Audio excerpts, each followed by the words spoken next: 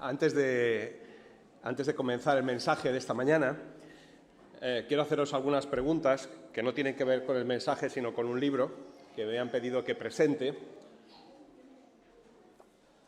No sé cuántos de vosotros estáis haciendo algún discipulado, estáis acompañando a un amigo, a una amiga, a alguien de la familia en un momento de dificultad o de soledad, especialmente de soledad. Hace ya un par de años o tres, después de la pandemia que puso en evidencia las carencias y la cantidad de personas solas que hay por el mundo, o sea, no fue la pandemia la que hizo gente sola, sino simplemente lo evidenció, ¿no? Pues desde la revista Edificación Cristiana, que como muchos sabéis, pues estamos involucrados en ella también, tuvimos la inquietud de ir pidiendo a determinados hermanos y hermanas que tienen unos ministerios y unas profesiones que están relacionadas justamente con el acompañamiento y con el ministerio pastoral, que escribieran algunos artículos sobre la soledad en distintos momentos de la vida. Y salieron 13 trabajos, 13 artículos que se fueron publicando en la revista Edificación Cristiana. Si no la conocéis, luego abajo en la mesa de libros podéis preguntar por ella. Salieron durante estos 2 años y pico, pues 13 artículos sobre la soledad. Y bueno, pues gracias al Señor que tuvimos una inquietud de ir más allá y de que esos trabajos que se habían publicado por separado pues quedaran juntos en algún material. Y como fruto de ello pues ha salido este libro que se llama No os dejaré solos, se titula así. El prólogo es de Pablo Martínez, creo que muchos lo conocéis, y tiene 13 capítulos, que cada capítulo es uno de los artículos. Está escrito por los distintos hermanos y hermanas a los que les pedimos aquellos artículos, y es muy recomendable para todos aquellos que estamos acompañando, que estamos cerca de personas que se sienten solas. Incluso para nosotros nos puede hacer mucho bien, como la palabra nos habla de un Dios que no nos deja solos. Acaba de lanzarse el libro y hay un precio especial para los que lo queráis adquirir, ¿de acuerdo? Así que lectura recomendada. Abajo creo que hay unos cuantos ejemplares, así que si luego os acordáis y os parece oportuno, pues podéis acercaros a echar un vistazo. Punto y aparte. Hasta ahora estamos siendo desafiados por la palabra de Dios. El año pasado, el curso pasado, lo estuvimos, ¿os acordáis del lema? No, como teníamos, no lo hemos podido poner durante todo el año ahí, esperamos ahora este año poner el lema de este año aquí detrás, pero el lema del año pasado era ser discípulos en todas las áreas de la vida. Y el fin de semana pasado, con Carlos Fumero, hemos añadido ser discípulos a todos los pueblos. No es una interrupción, es simplemente en todas las áreas de la vida a todos los pueblos, según el mandato del Señor Jesús. Y en ese contexto estuvimos mirando el curso pasado, si os acordáis, el libro de Daniel. Nos hizo muchísimo bien, gracias al Señor y a todos los hermanos que pudieron compartir la palabra con nosotros. El libro de Daniel nos habla justamente de alguien que fue discípulo en todas las áreas de su vida. Pero también Daniel era alguien que estaba fuera de su tierra, fuera de su patria, fuera de su entorno más cómodo. Y justamente, quizá por eso, pues en el Consejo decidimos que el siguiente libro que podíamos considerar juntos como Iglesia es un libro que justamente describe y anima a los cristianos que están dispersos, a los cristianos que están expatriados. Un libro, en este caso es una carta del apóstol Pedro, que pone el foco y va dirigido a los hermanos que están fuera de su tierra. Y con ella vamos a ver, en esta mañana, con la ayuda del Señor, solo vamos a presentar la carta y ver los 2 primeros versículos para que nos situemos, pero con ella esperamos, desde el Consejo Pastoral, que toda la Iglesia esté animada a ser testigo, a hacer discípulos allí donde está. Porque vamos a ver, es un spoiler, vamos a ver cómo la Iglesia dispersa no es solo una Iglesia dispersa geográficamente, sino que es una Iglesia que está extendida en toda la sociedad. Vamos al texto de hoy, que es, ya lo hemos dicho, el primer capítulo de la primera epístola de Pedro, versos 1 y 2. Primera de Pedro, capítulo 1, versos 1 y 2. Pedro, apóstol de Jesucristo, a los expatriados de la dispersión en el Ponto, Galacia, Capadocia, Asia y Bitinia, elegidos según el previo conocimiento de Dios Padre, por la obra santificadora del Espíritu, para obedecer a Jesucristo y ser rociados con su sangre. Que la gracia y la paz os sean multiplicadas. Hay quien dice que la mejor forma de acercarse a la persona de Jesús con alguien que no es creyente, que está interesado y que quiere conocer realmente quién era Jesús, pues una de las maneras más directas es leyendo y estudiando juntos el Evangelio de Juan. El Evangelio de Juan, que empieza diciendo, en el principio era el Verbo, ¿verdad? Y nos habla del Verbo hecho carne. Bien, pues la primera carta de Pedro podría decirse que es el manual ideal para empezar un discipulado, con alguien que acaba de recibir al Señor, con alguien que todavía está pues expectante y descubriendo qué es eso del nuevo nacimiento. ¿Por qué? Porque la carta de Pedro, la primera especialmente, pero también la segunda, es una comprensión, es un zip, ¿verdad? Ahora esto que estamos acostumbrados a los archivos comprimidos, ¿no? Pues es una compresión absoluta no solo del Evangelio, sino también de lo que es un creyente recién convertido y lo que sigue siendo a lo largo de muchos años, de toda su vida hasta que se encuentra con el Señor, pero de la vida cristiana recién comenzada. Por eso, seguramente, es que el apóstol Pedro, inspirado por el Señor y ayudado por Silvano, por Silas, que es uno de los amanuenses del Nuevo Testamento más conocidos, pues escribe esta primera carta a mucha gente. Hay quienes dicen que esta es una de las epístolas universales.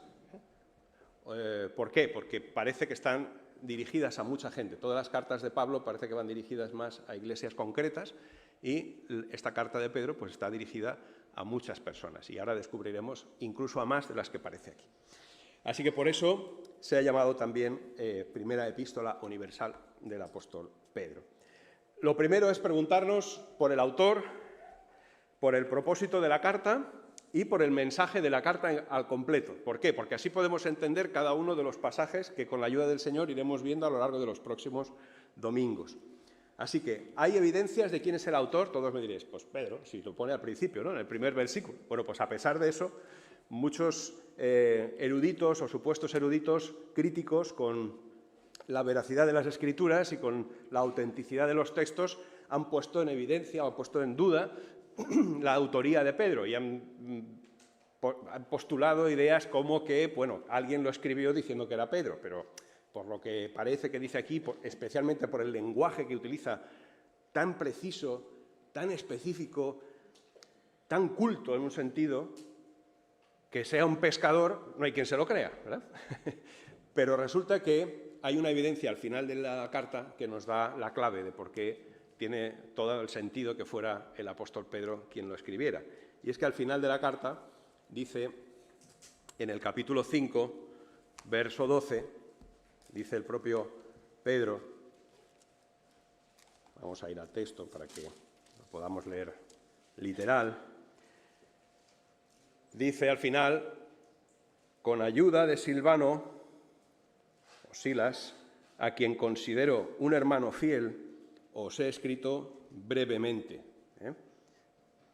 Y Silvano, Silas, está considerado uno de los profetas del Nuevo Testamento, uno de los hermanos de mayor, digamos, con mayores dones para poder expresar aquello que es la doctrina cristiana y el propio Evangelio a todos los demás. Así que todos tenemos que tener en mente, y veréis que Pablo también cita a Silas, especialmente creo que es en Tesalonicenses, ¿no?, como quien le ayuda a escribir las cartas, porque debía ser alguien muy bien preparado para poder decir muchas cosas en pocas palabras, pero que no sobrara ni una, ¿verdad? Así que la evidencia interna y la evidencia externa también apunta a la autoría del apóstol Pedro. ¿Qué es la evidencia externa? Pues lo que otros dicen de esta carta. Y ya vemos, los que tengáis interés podéis verlo, que ya en el siglo II, justo pocos años después de que se escribiera la carta, ya algunos de los llamados padres de la Iglesia ya mencionan textos de Primera de Pedro. Así que hay mucha evidencia de que fue Pedro, el apóstol, quien escribió esta carta, por supuesto con la ayuda de Silas o de Silvano, que fue seguramente quien le puso ese lenguaje tan especial y el Espíritu Santo que inspiró a Pedro para que le fuera diciendo lo que tenía que decir, lo que tenía que escribir. Muy bien, pues el autor ya lo tenemos, el Espíritu Santo, con Pedro y Silvano de Amanuense. El propósito de la carta, pues también lo vemos aquí al final, en el capítulo 5, verso 12. En el mismo versículo que hemos leído, la segunda parte, dice: os he escrito brevemente, ahí nos hemos quedado antes, ¿para qué? Pues para animaros, ese es el propósito, y confirmaros que esta es la verdadera gracia de Dios. Fijaos, manteneos firmes en ella. Bien, si uno se pone a mirar el texto, pues dice, pues a lo mejor esta es la verdadera gracia de Dios, pues en realidad significa, tiene que ver algo con lo que acaba de decir, ¿verdad?, con el versículo anterior. Pero en realidad la carta empieza con la gracia de Dios. Acordaos que dice en lo que hemos leído, gracia y paz os sean multiplicadas.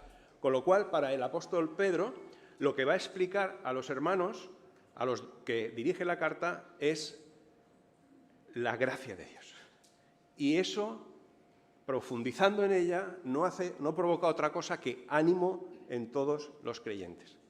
Así que lo que vamos a ver en estos 5 capítulos de Primera de Pedro es la gracia de Dios actuando en Jesucristo desde el principio y en cada uno de los creyentes en Cristo, en cada uno de aquellos que han confiado su vida a Jesús. Así que el propósito, animar y confiar. Y el mensaje, como decimos, es la gracia de Dios. Así que, ¿quién es Pedro? Pedro es un testigo ocular, presencial, del poder del Espíritu de gracia. Quiero llevaros a un pasaje que a lo mejor os suena mucho. Está en está en Zacarías, capítulo 12, verso 10, donde el Señor, por medio de Zacarías, le dice a su pueblo, al pueblo de Israel: derramaré sobre la casa de David y sobre los habitantes de Jerusalén el espíritu de gracia y de súplica, y me mirarán a mí, a quien han traspasado, y se lamentarán por él, como quien se lamenta por un hijo único, y llorarán por él, como se llora por un primogénito. El profeta Zacarías está aquí anunciando lo que va a pasar el día en que Pedro predicó su primer discurso en Pentecostés. Y Pedro se había dado cuenta de cómo el Señor cumplió ese día que él predicó su primer discurso del Evangelio, cómo se había cumplido palabra por palabra este texto de Zacarías. Es bueno que lo repasemos. Vamos al capítulo 2 del libro de Hechos, al verso 22. Sabéis que Pedro se levanta lleno del Espíritu, según nos cuenta Lucas en esta segunda parte de su compilación de la historia del cristianismo, que es el libro de Hechos. Y en el capítulo 2, verso 22, bueno, todo el contexto del capítulo 2, desde el verso 14, es cuando Pedro se levanta y se pone a dirigirse a la multitud. Y en el verso 22, después de haber dicho ya unas cuantas cosas sobre lo que había pasado o sobre lo que iba a pasar con Jesús, dice: pueblo de Israel, estoy leyendo en la Nueva Versión Internacional, escuchad esto. Jesús de Nazaret fue un hombre acreditado por Dios ante vosotros con milagros, señales y prodigios, los cuales realizó Dios entre vosotros por medio de él, como bien sabéis. Ellos habían sido también testigos de lo que había pasado con Jesús en esos días. Dice, este fue entregado según el determinado propósito y el previo conocimiento de Dios. Curioso que aquí utiliza Pedro la misma expresión que va a utilizar ahora cuando empieza la primera carta, que dice, según habéis elegido según el previo conocimiento de Dios, exactamente la misma expresión. Previo conocimiento de Dios y por medio de gente malvada. Vosotros lo matasteis clavándolo en la cruz. Sin embargo, Dios lo resucitó, librándolo de las angustias de la muerte, porque era imposible que la muerte lo mantuviera bajo su dominio. En efecto, y habla de lo que David había dicho de Jesucristo. Y nos vamos al verso 36 y ahí vemos el resultado de la predicación de Pedro, que es exactamente lo que describe Zacarías en el 12:10. Dice, Hechos 2:36, por tanto, sepa todo Israel que a este Jesús, a quien vosotros crucificasteis, Dios lo ha hecho Señor y Mesías. Y ahora viene el poder, la gracia del Espíritu actuando en los oyentes. Cuando oyeron esto, todos se sintieron profundamente conmovidos.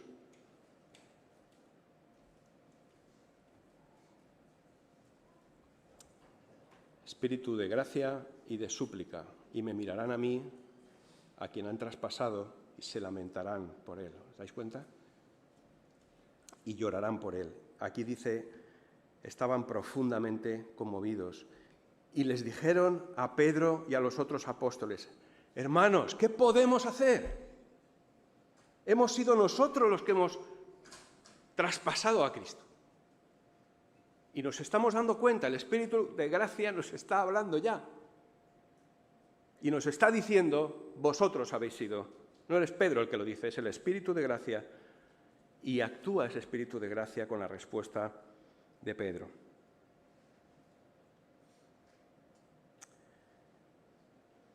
A esa pregunta de personas desesperadas, profundamente conmovidas, ¿qué debemos hacer? Actúa la gracia del Señor por boca de Pedro y dice, arrepentíos y bautizaos cada uno de vosotros en el nombre de Jesucristo. ¿Para qué? Para perdón de vuestros pecados, les contestó Pedro, y recibiréis el don del Espíritu Santo. Así que el mismo que escribe esta carta es el que vivió en primera persona cómo el Espíritu Santo le había usado, lo había utilizado como una herramienta para que la Iglesia naciera. No es otra cosa lo que está aquí escribiendo, el que está aquí escribiendo la primera carta de Pedro, que aquella persona que el Señor usó para que se cumpliera una de las profecías más esperanzadoras y más grandes que hay en la palabra. Como el Espíritu de gracia es quien había dado a Pedro toda esta capacidad para seguir traspasando, para seguir pasando el mensaje a sus compatriotas, ¿verdad? Pero Pedro, además de decir su nombre, se describe como el apóstol de Jesucristo. Para ser apóstol, no os creáis ninguno de los que hay por aquí ahora diciendo que son apóstoles, para ser apóstol había, según la Iglesia recién nacida y según los propios discípulos de Cristo, 3 condiciones, si queréis 4.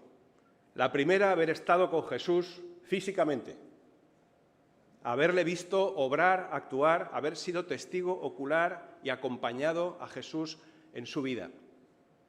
Ya podemos desechar a todos los que no estaban en aquella época. Segundo, haber sido testigo físico de su resurrección, haberle visto resucitado. Esta era otra condición para ser apóstol. Pedro cumplía estas 2, ¿verdad?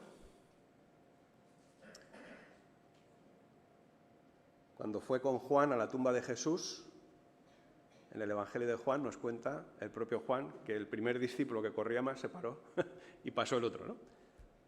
Ese otro seguramente era Pedro. En tercer lugar, tenía que ser alguien llamado directamente por Cristo. Para ser apóstol tenía que haber sido el Señor Jesucristo directamente quien te hubiera invitado a serlo.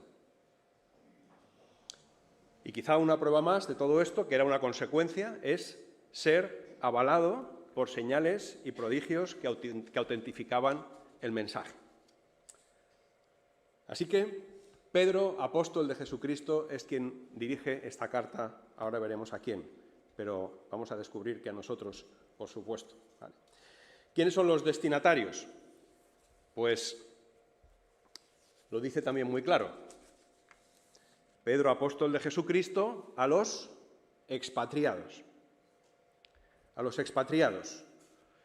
Es muy curiosa la palabra que se traduce aquí por expatriados. Es una palabra compuesta que tiene que ver, está algo conectada con el término pandemia que tenemos hoy nosotros, o más bien epidemia. Está conectada porque antiguamente epidemia significaba visita. Después se traspasó a lo que es la visita de un virus a las personas, ¿verdad? A los lugares, pero principalmente, previamente, el término se usaba para visitas. Y con el prefijo par delante, quería decir algo como visita a todos los pueblos. Así que os dirijo esta carta a todos aquellos que estáis visitando, que estáis expatriados, que estáis por un tiempo en un lugar donde no os corresponde. Estáis dispersos, lo dice después, dice expatriados de la dispersión. Otra palabra importante también. Está dirigida a todos los que están fuera de su lugar por medio de una dispersión. Puede ser por muchos motivos, pero todos aquellos que físicamente estaban fuera de su lugar, fuera de su cultura, fuera de sus familias, fuera de su patria, eran estos expatriados de la dispersión. Sabéis que dispersión viene de diáspora, o mejor dicho, diáspora y dispersión están conectados también, ¿verdad? ¿Qué es una diáspora? Pues es una dispersión justamente de un grupo humano. Ya es un término que ya conocemos mucho porque lo tenemos desde los tiempos de los judíos. Aquí Pedro está utilizando también esta palabra que es la misma que se utilizó para cuando el pueblo de Israel fue deportado a Babilonia. Es decir, que hay muchas llamadas a la vida del pueblo de Israel para todos aquellos que van a recibir esta carta. Dice, aquellos que estáis en la diáspora, aquellos que sois expatriados por la diáspora. Es una dispersión geográfica. La población se ha trasladado a uno o varios lugares fuera de su lugar original. Es también una manera en la que las personas se pueden incluso relacionar en esa diáspora porque tienen lazos con el mismo origen. Los miembros de la diáspora pues, suelen mantener una conexión. Aquellos que están en una misma ciudad y son de otro país, ¿verdad? Siempre intentan reunirse, siempre intentan juntarse. ¿Para qué? Pues para recordar, para añorar, para no perder del todo sus raíces. También en la diáspora se da una identidad colectiva. Dentro de un país donde tú eres un extranjero, uno que está de paso, uno que ha venido pero se tiene que volver y que añoras tu tierra, pues también tratas de tener una identidad colectiva, una identidad que no quieres perder. Los miembros de una diáspora a menudo comparten pues, esas características comunes, como el país de procedencia, la lengua o la etnia, o incluso la religión. La diáspora también podríamos decir que es una experiencia compartida, ¿no? Todo esto que estamos hablando es experiencia compartida. Es algo que no se vive en soledad, que se vive también en comunidad. Y Jesús ya habló de lo que iba a pasar con sus seguidores, con sus discípulos, cuando Él se fuera, ¿verdad? Así que el apóstol Pedro lo único que está haciendo es conectar lo que les pasa a todos los que están fuera de Jerusalén, a todos los que han tenido que salir corriendo por seguramente un inicio de una persecución, los conecta con aquello que Jesús les había ya anunciado. De manera que todos los que están, a los que se les dirige esta carta, son judíos y gentiles, nacidos de nuevo, que tienen una patria que veremos también a lo largo de la carta que no es el lugar geográfico donde nacieron. Tienen una patria celestial. El creyente, aquellos que habían salido en esa diáspora, tenían una patria nueva. Habían tenido un nuevo nacimiento y cuando uno nace de nuevo, pues puede tener un lugar de nacimiento, ¿no? Tú pregúntate cuál es tu lugar de nacimiento real. ¿Dónde naciste de nuevo? ¿Dónde has nacido de nuevo? ¿En un campamento? ¿Esa es tu patria celestial? ¿Esa es tu patria como creyente? ¿En una predicación aquí en la iglesia? No. Si vamos a la carta a los Hebreos, en el capítulo 11, verso 16, leeremos algo de lo que es la patria de un creyente. Hebreos 11, 16 nos dice, y además es una experiencia común, ¿verdad?, de todos aquellos que se ponen como ejemplo en este capítulo 11. Dice que, vamos a leer en el 15, hablando de todos aquellos que son nuestros héroes de la fe, ¿verdad? Dice, si hubieran estado pensando en aquella patria de donde habían emigrado, habrían tenido oportunidad de regresar a ella. Antes bien, y esto es lo que a los que está apelando Pedro, porque les va a decir en la carta que no van a tener dónde volver más que un día en la eternidad, dice, antes bien, anhelaban una patria mejor, es decir, la celestial. Y fijaros lo importante que es eso, porque dice que, por lo tanto, Dios no se avergonzó de ser llamado su Dios y les preparó una ciudad.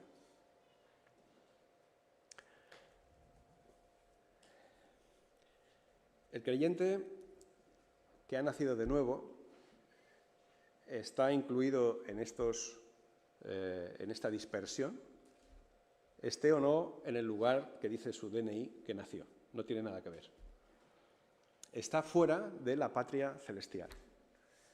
Cuando nacemos de nuevo por la fe en Jesucristo, somos dispersados. ¿A dónde? Al lugar donde cada día estás. A tu familia, a tus amigos, a tu puesto de trabajo, a tu lugar donde vas a estudiar. Ahí has sido dispersado. Ahí has sido enviado.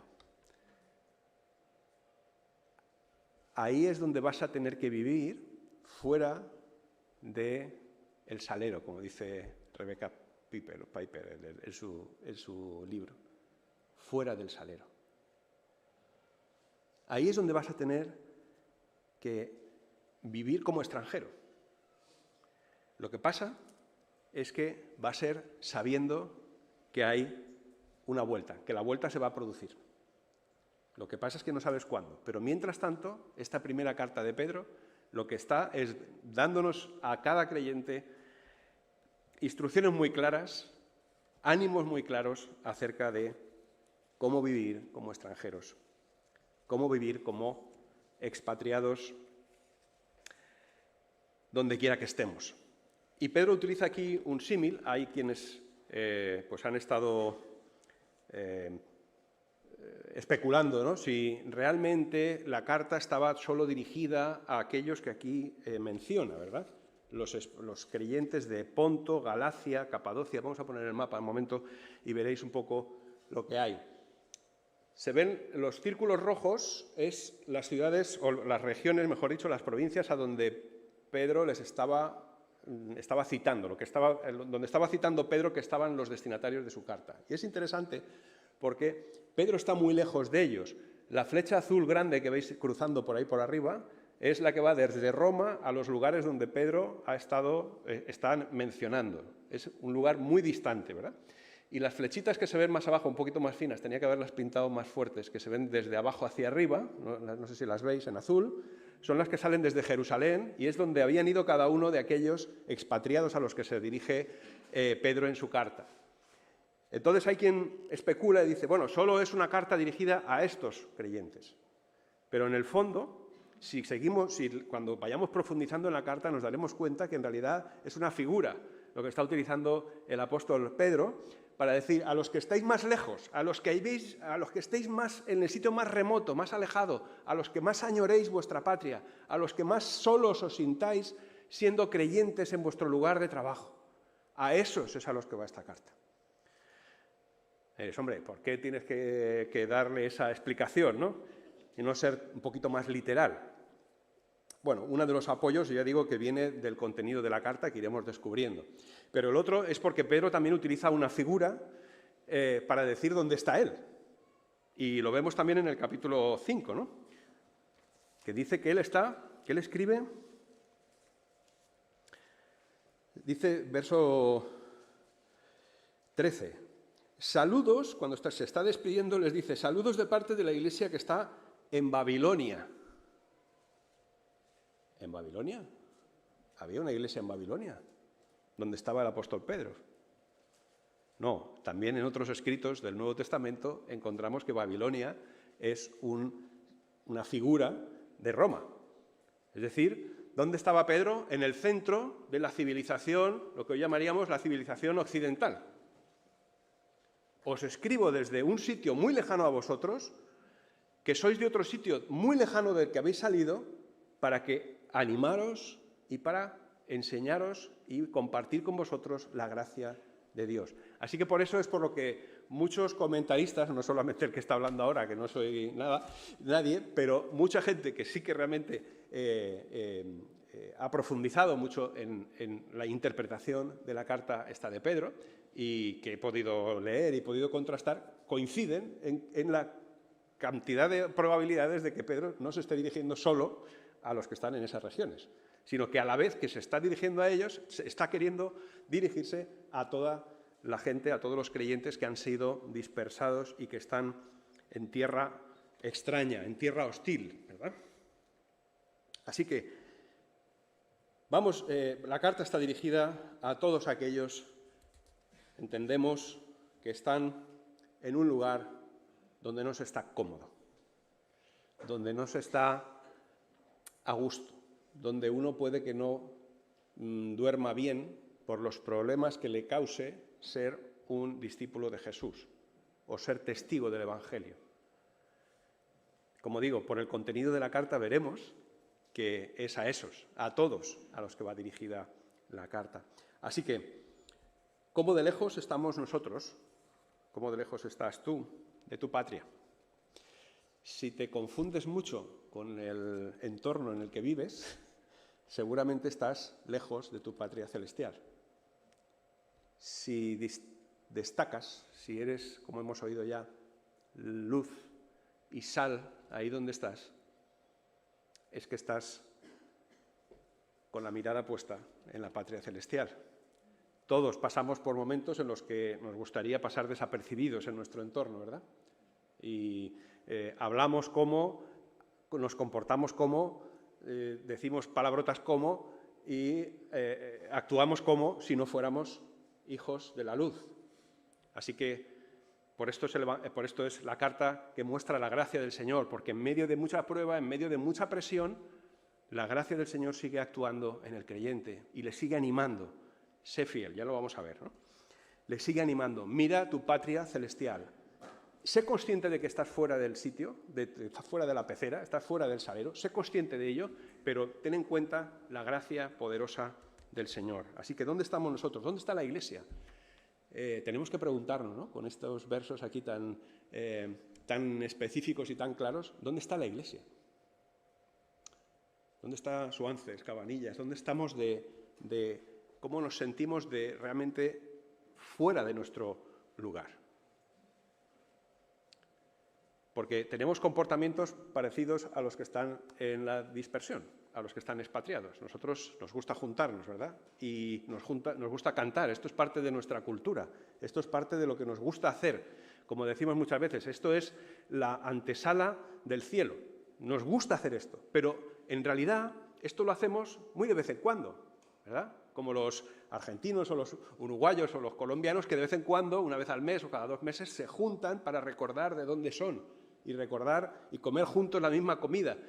Bueno, pues los creyentes tenemos el privilegio de poder hacer esto como mínimo una vez a la semana. Pero donde realmente vivimos como iglesia, y esto también fue parte del mensaje del fin de semana pasado, es los otros 6 días, donde el Señor nos tiene puestos lejos de nuestra patria celestial. También dice que hemos sido elegidos según el previo conocimiento de Dios Padre.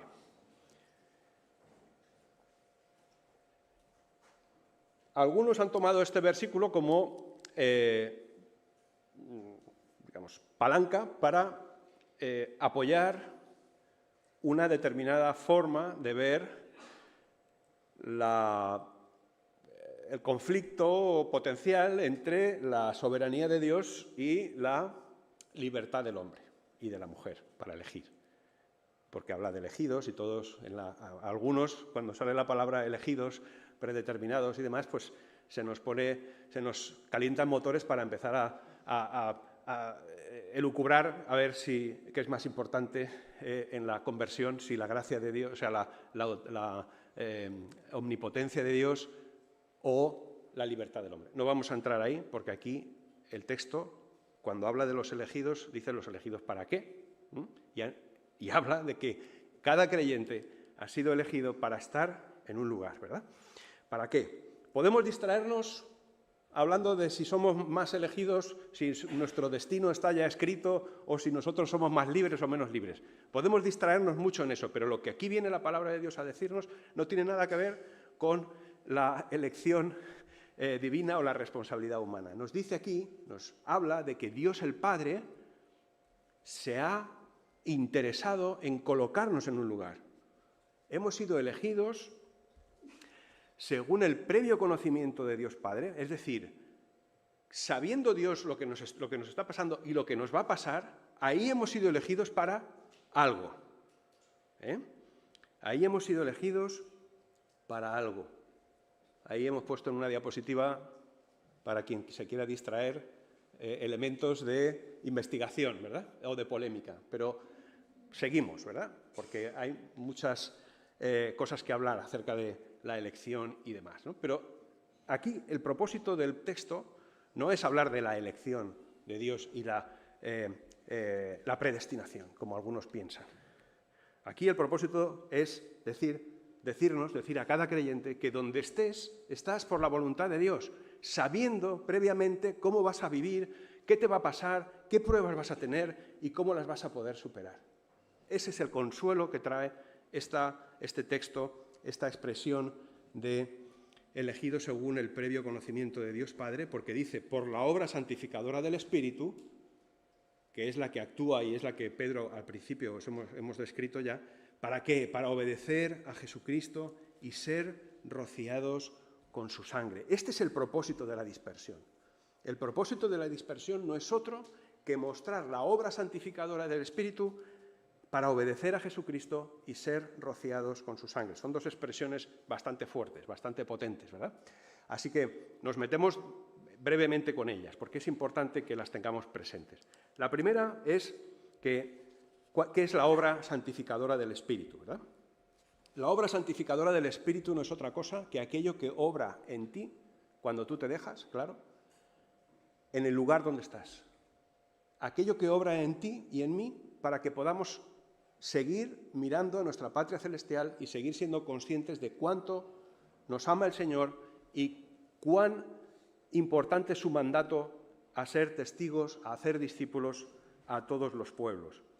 Esa es la obra santificadora del Espíritu, aquella que hace que el creyente vaya creciendo en poder transformador, va transformando su vida en fidelidad al Señor, en resistencia a las pruebas y a las tentaciones y en esperanza en medio de todo lo que le pueda estar sucediendo por ser discípulo de Cristo. Así que la obra santificadora del Espíritu está siendo hecha, está siendo realizada justamente en aquellos que están esparcidos en la Iglesia, cuando está esparcida en medio de donde esté colocada, en medio donde tú te encuentres. Poder transformador imparable, fidelidad al Señor, a su palabra, resistencia a las tentaciones y a las pruebas y esperanza para poder atraer a otros y enseñar el camino a Cristo. Y eso se hace por medio de la obediencia a Jesucristo. ¿Qué es toda esa obra del Espíritu Santo, obra santificadora? Es la obra que nos hace parecernos, imitar, seguir de verdad a Jesús, ser discípulos de Jesús. Es solo el Espíritu Santo el que lo hace, no lo hace nuestra voluntad. Nosotros, por mucho que nos esforcemos, no vamos a conseguir poder para poder resistir en tierra hostil. Pero el Señor sí, y su Espíritu sí. Y es para eso, para lo que dice aquí al principio de la primera carta de Pedro, que nos ha escogido, que nos ha seleccionado el Señor, para estar donde estamos siendo fieles, obedientes a Jesucristo. Es decir, ¿qué significa obedecer a Jesucristo? Por si alguien todavía no lo tiene muy claro, si estás aquí por primera vez, obedecer a Jesucristo no es cumplir con una serie de leyes o una serie de reglas. Obedecer a Jesucristo es seguir su camino, es pisar por donde Él pisó, andar por donde Él anduvo desde el punto de vista de la fidelidad al Señor, a su Padre Celestial. Es hacer discípulos a todos los pueblos. Esto es lo que Él nos ordenó. Id y hacer discípulos, o como decía Carlos, que me gustó mucho porque es realmente una mejor traducción, mientras vais, mientras estáis yendo, haced discípulos a todas las naciones, a todos los pueblos. Y eso es obedecer al Señor. Desde la dispersión, desde el lugar donde estás, hacer la misión, extender el reino que Jesús anunció que se había acercado. Esa es la patria a la que nosotros aspiramos. Así que el reino que llega a todos los pueblos, a todas las etnias, a todas las personas, no importa qué condición tengan, es aquel que se nos ha encargado extender como Iglesia y también a nivel individual. Y dice también para ser rociados con la sangre de Jesucristo, que es una figura de lo que hacía el sacerdote, ¿verdad? Es una figura de purificación por medio de la obra de Cristo en la cruz.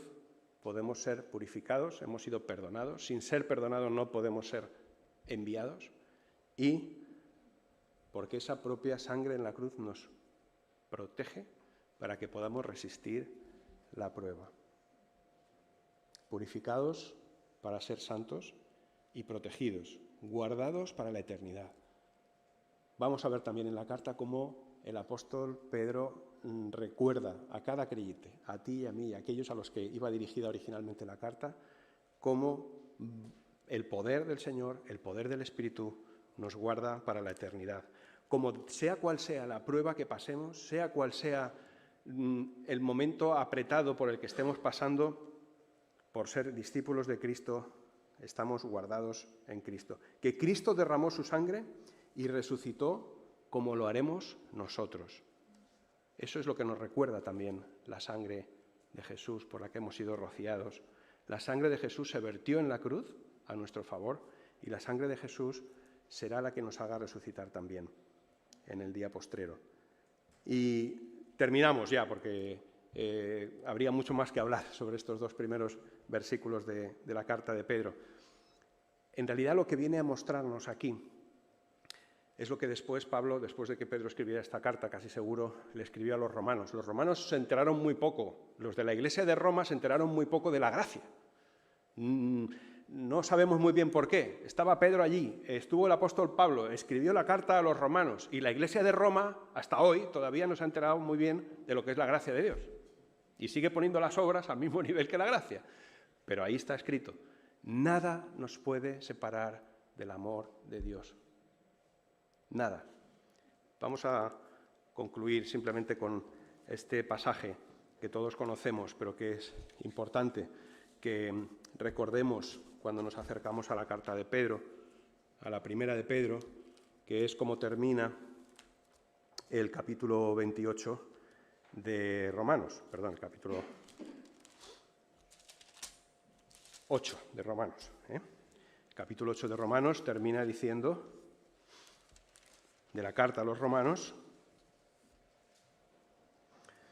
sabemos que Dios dispone todas las cosas para el bien de quienes lo aman, los que han sido llamados de acuerdo con su propósito.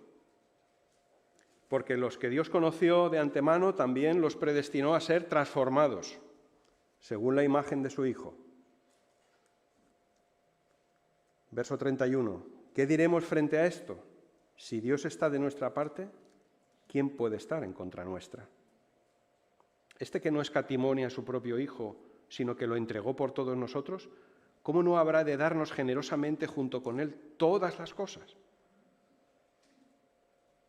Pasas por persecución, por angustia, por presión, por ser testigo de Jesús.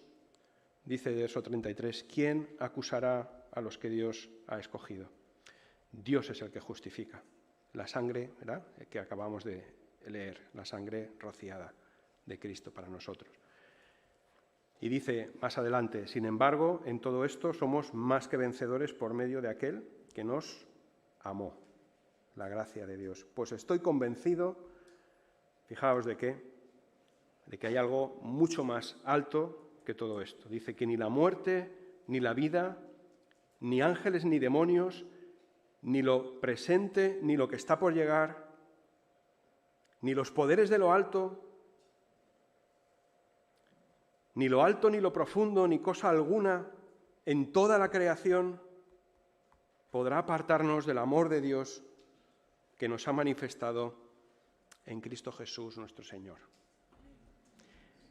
Este es el mensaje de toda la Biblia, pero en especial de esta carta que esperamos que podamos disfrutar todos nosotros. Vamos a orar. Señor, gracias por el tesoro de tu palabra, gracias por las realidades presentes y eternas que nos has revelado por tu gracia, porque has querido, Señor, porque te ha gustado hacerlo sin que nosotros mereciéramos nada. Señor, te pedimos perdón por todas las veces que nuestras vidas de verdad no reflejan nuestra mirada en la patria celestial y nos confundimos con aquello que nos rodea. Señor, te pedimos que nos ayudes a ser fieles por medio de tu Santo Espíritu. Ayúdanos a estar abiertos a esa acción de tu Santo Espíritu en nuestras vidas, a no cerrar nuestras voluntades, a no mirar donde no tenemos que mirar, a no escuchar lo que no tenemos que escuchar, Señor, sino solo a ti, a tu Hijo amado, entregando su vida por nosotros y resucitado esperándonos a tu diestra. En su nombre oramos. Amén.